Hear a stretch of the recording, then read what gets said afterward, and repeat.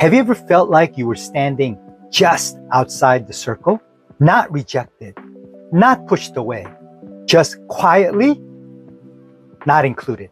And after a while, you stopped trying to get in because somewhere along the way, you decided I was never the kind of person someone would choose. If that feeling is familiar, this video is for you. Before we go further, if you haven't watched Pavane on Netflix, pause now, watch it, then come back. Because this isn't just a love story, it's a mirror. Welcome back to English with Bruce. Here, English is a tool to understand how people actually think, feel, and live. What makes Pavane powerful is not what happens. It's what never happens.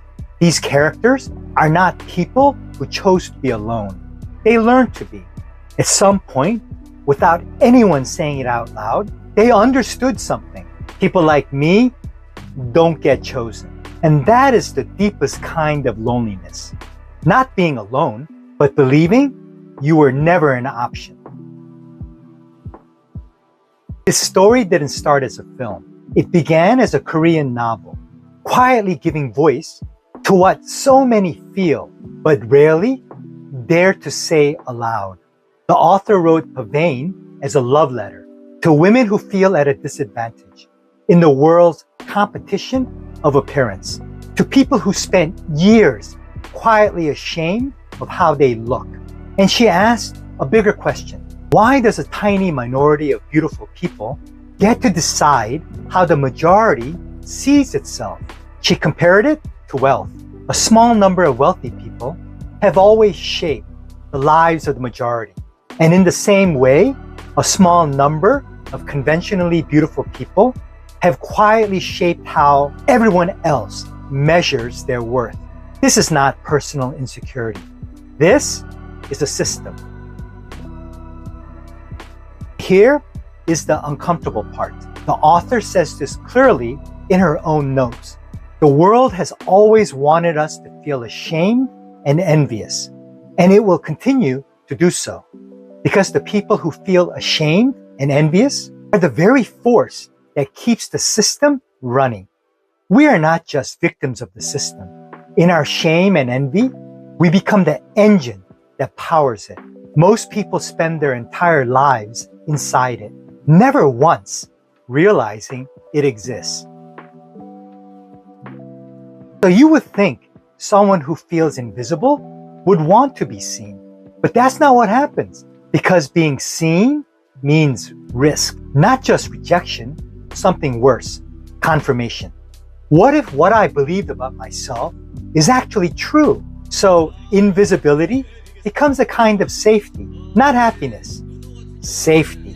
And people choose safety over the chance of being fully known. Even the title tells you everything. Pavane, a slow, controlled dance. Every step measured, every movement restrained. That is how these characters move through the world. They don't move freely. They hold back. They hesitate because one wrong step might expose them. This is not a story of passion. It's a story of restraint.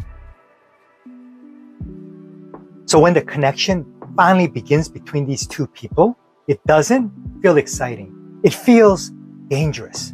Because in this world, to be loved is to be seen.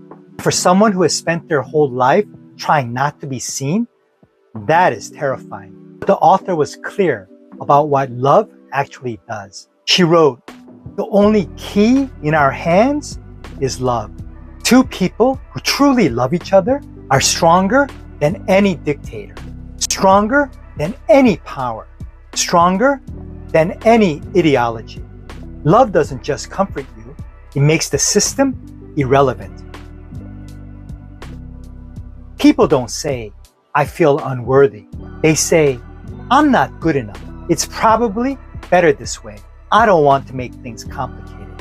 These aren't casual phrases. They are armor. The most honest feelings are almost always hidden inside the safest words.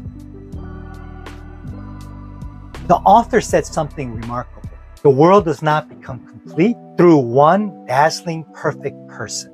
It becomes complete when each imperfect life chooses to turn on its own light. Not one star, every light. This is what Pavane is really about. Damaged people who find each other, who see the worth in one another and name it out loud.